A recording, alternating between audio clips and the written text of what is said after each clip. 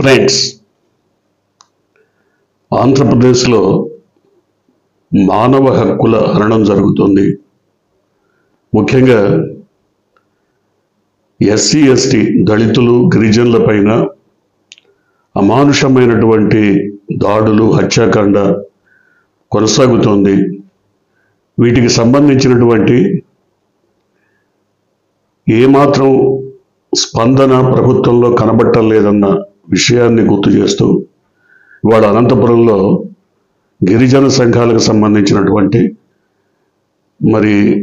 అనేక మంది భారీ ర్యాలీ ప్రదర్శన నిర్వహించారు. ఎందుకు ఈ ప్రదర్శన జరిగింది? దీనికి పూర్వ నేపథ్యం ఏంటి?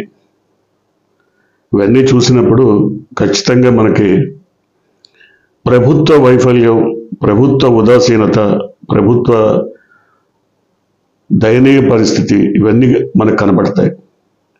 అనంతపురం జిల్లాలో 1-2 కాదు, అనేక సంఘటనలు వెలుగు చూస్తున్నవి కొన్ని మాత్రమే.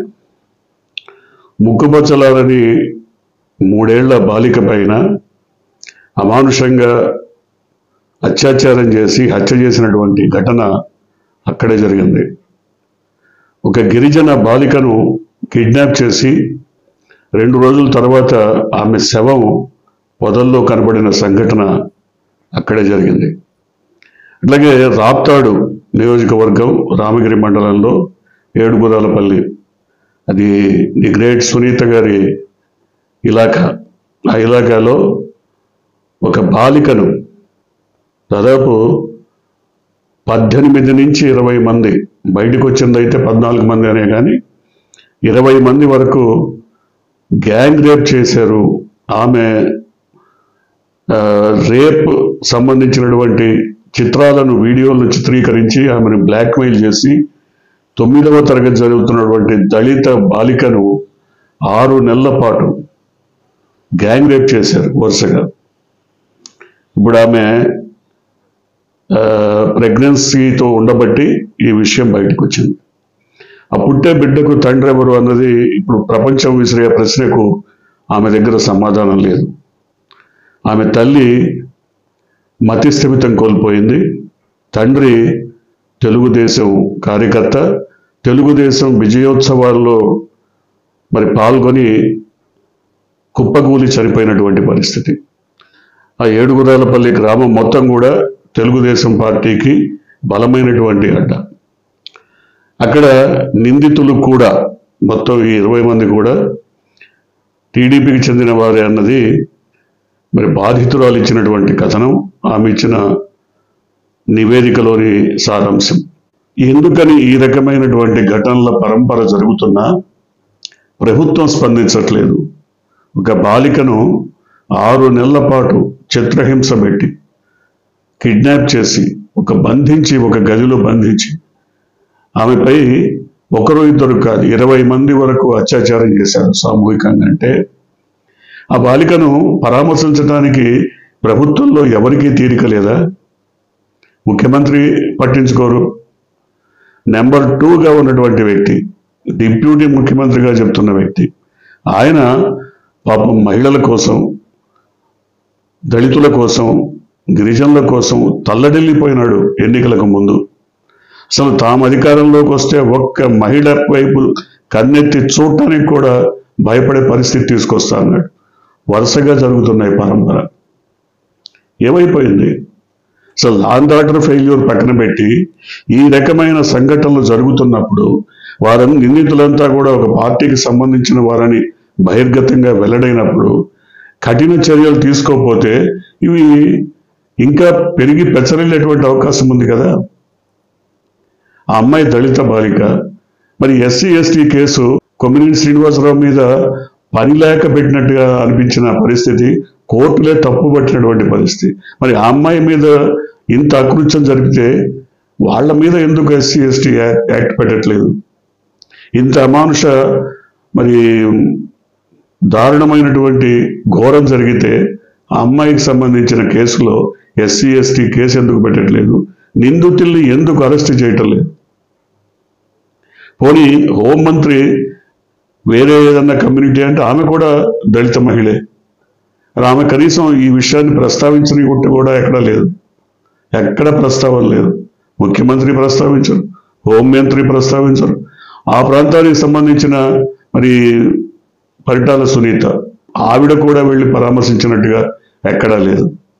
ఇంత ఘోరకలి జరుగుతున్నా, ఇంత అమానుష మరి రాక్షస కాండ జరుగుతున్నా ఎందుకని స్పందించట్లేదు?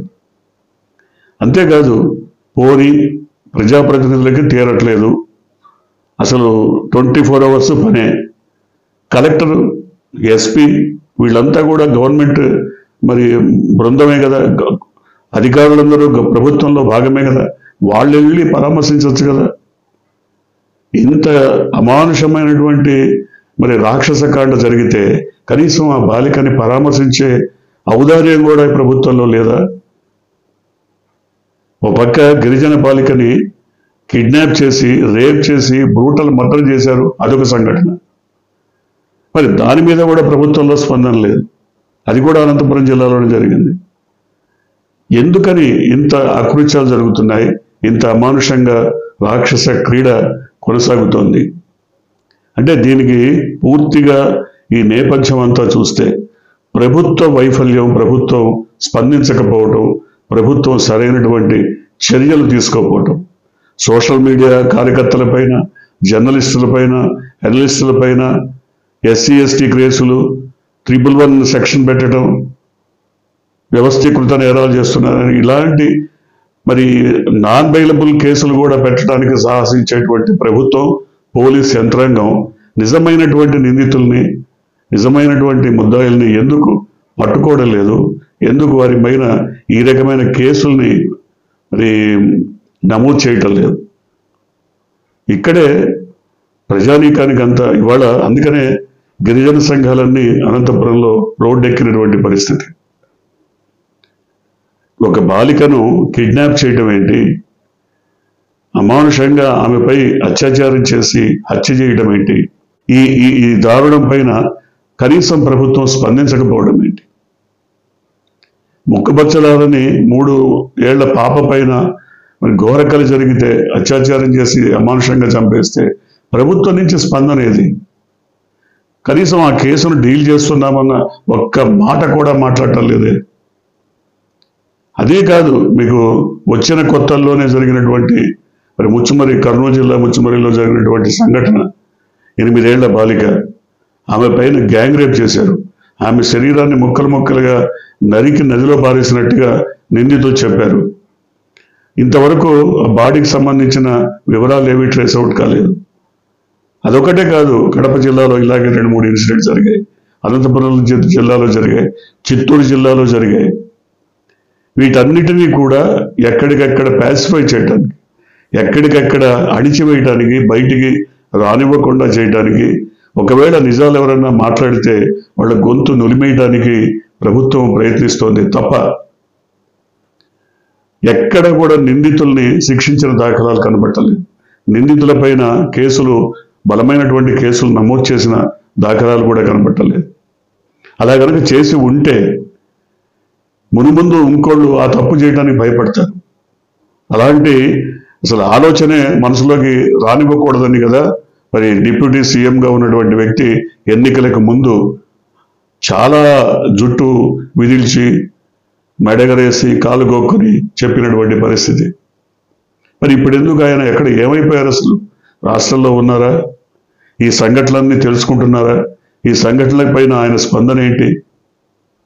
పోనీ ఆయన కాకపోతే వాళ్ళ పార్టీకి సంబంధించిన ముఖ్య నేతలు ఎవరన్నా వెళ్ళి పరామర్శిస్తున్నారా? ఏదీ లేదే. ఎందుకని ఇలాంటి సంఘటనల పరంపర జరుగుతున్నది అన్నప్పుడు ప్రభుత్వం ఉదాసీనత. ప్రభుత్వం ఎక్కడికక్కడ వాళ్ళంతా దళితులు, గిరిజనులు, బడుగు బలహీన వర్గాలు, వాళ్ళు చస్తే చచ్చారన్న ఒక ఉదాసీనత, పోతే పోతారన్న ఒక ఏక్యభావం వాళ్ళలో ఉన్నట్టుగా కనబడుతోంది. లేనప్పుడు స్పందించాలి కదా. పోనీ వాళ్ళకి ఏదో ఆర్థిక సాయమో మరొకటో వాళ్ళు అడగట్లేదు.